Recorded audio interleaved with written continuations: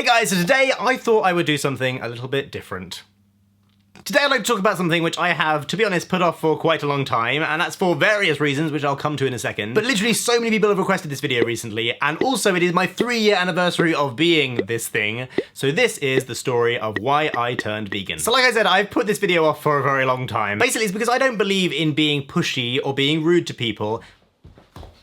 Eat the cucumber, you carnivorous scum! Eat the cucumber! Eat the... And I strongly believe that if I live by example, and I set an example to the world, and other people do the same, eventually that will come naturally. It's also because I'm terrified of confrontation. So if you're sitting here and you click this video because you were like, oh, bloody vegan, I'm gonna go hate on him, feel free. I mean, you gave me a view, thanks for that. And also, please try and remember and be aware of the fact that if anything in this video makes you angry at me, it's probably because you either don't want to admit it's true, or you feel guilty, and rather than blame yourself, your brain blames the source of the fact. So the main thing is that I don't believe in being pushy, and this video isn't gonna be me being like, hey Connie, nice corpse burger you're eating. You know what go well with that corpse burger?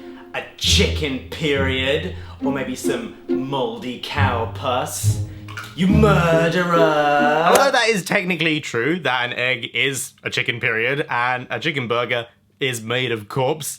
Oh, that's so gross. You have most likely been brought up to see those things as food things and not as what they actually are. Your brain is hardwired from when you were a baby to see things that way, and change is difficult. And I don't believe in hating on people for things that they can't help. That being said, I do think that humans have an incredible capacity for change, and my generation especially, and probably your generation as well, should not use the way you were brought up as an excuse for anything. For example, if you were brought up to see genders in a certain way, and now things have changed and society's changed, the way you were brought up is no excuse for being sexist or homophobic or any of the bad things in the world. So if you see an injustice, like I do, you shouldn't hide behind excuses once you have become educated.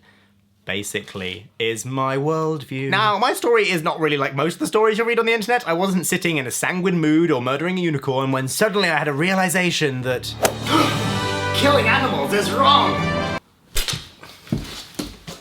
Gonna go eat a carrot. No, I have a bit of a different origin story, one that I can basically summarize as Spaceships and Justin Bieber.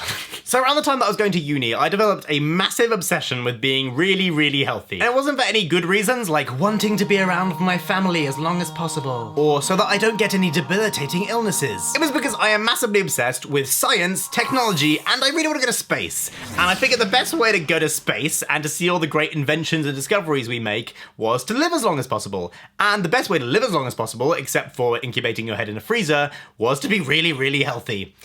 This is literally how my brain works. So I did some research into healthy eating, and what consistently seemed to come up was that veganism was really, really healthy. So this interested me. But this research only really got me to being vegetarian because I really liked cheese, which is constantly the excuse people give me, which I don't get now. I find cheese so weird. It's all pussy and gloopy and squishy. The next story is not so normal. The Justin Bieber story. So one thing I don't talk about very much about when I was growing up was that Justin Bieber was kind of my idol. And this wasn't really for any normal reason. It wasn't because I was like, oh my gosh, he's so pretty, or oh my gosh, I love his music so much. It was just because I found out his birthday, and it was 1 week or 2 weeks different to my birthday, and I basically held him up as this is literally as successful as it's possible to be at my age. I even tried to be him at one point and did a pop song.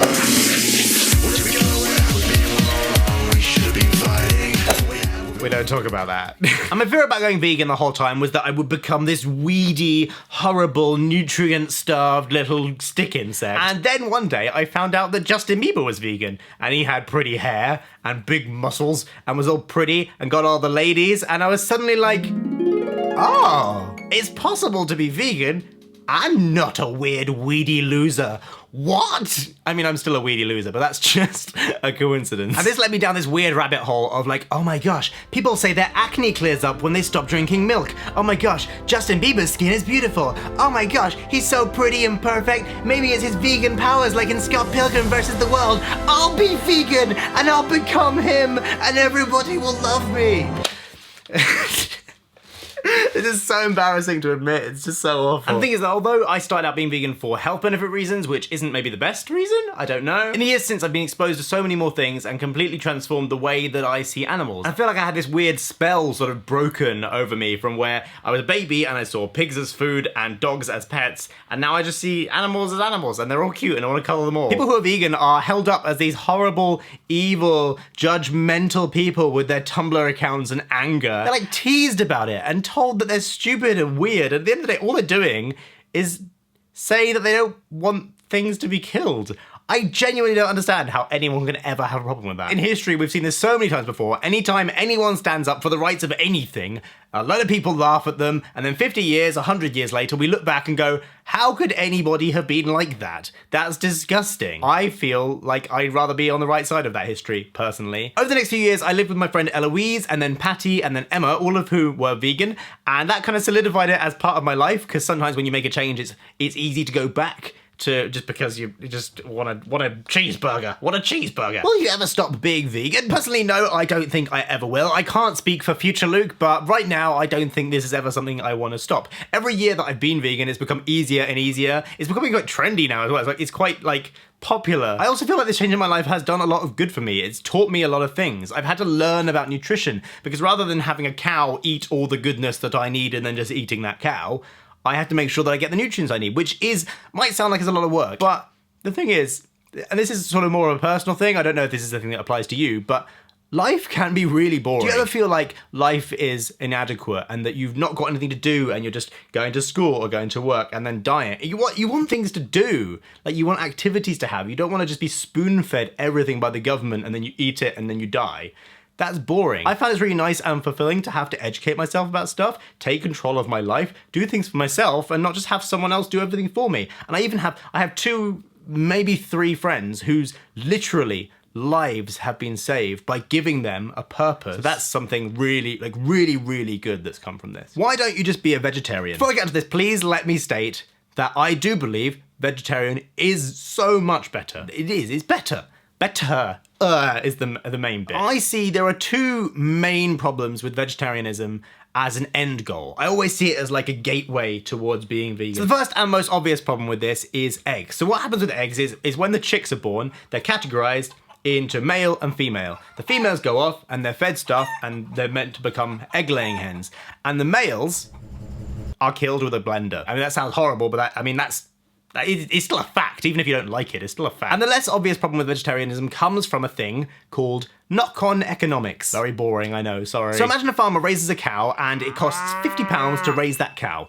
That farmer then has to make £51 at least in order to make a profit on that cow. But then by buying milk, say the farmer makes £40 on the milk, he then only has to charge £11 for that meat. Because that meat's then cheaper, people buy more meat, have it on more days of the week. They then make more cows and then kill more cows to make more meat. And because there's more meat, the farmers then have to compete and lower the prices of their meat even further, and then meat's even cheaper and people buy even more meat and make more cows and kill more cows and make more meat. But that is knock-on economics. And so by being vegetarian and buying milk and eggs, you are indirectly lowering the price of meat. And incidentally as well, animals that are generally used for dairy generally then go into fast food because they are lower quality meat because they are exhausted from their life of producing eggs and milk. I do want to stress that it's better, but I don't think it's the solution to everything. And you add on to that the fact that being caged and made to do these things isn't really nice for these animals anyway.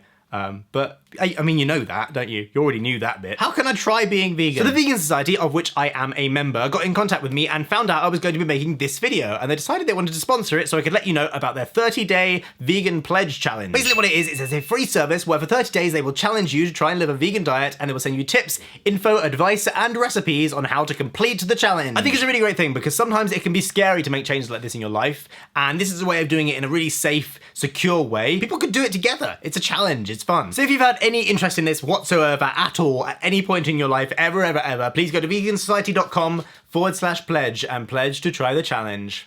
I will do it, but I'll probably find it easy because I've been vegan for 3 years. I'd like to finish this video by giving you a little fact which I like to cling to every day as affirmation as to why I do this with my life. Every day, just by cutting out meat and dairy from my life, I save 1,100 gallons of water, 45 pounds of grain, 30 square feet of forest, 10 pounds of CO2, and on average, 1 animal's life. which is pretty impressive, really. One stat that I found that really affirmed the way I live my life is that every year 150 billion animals die. And to put that into perspective, in the time that you've been watching this video, this is how many animals have died.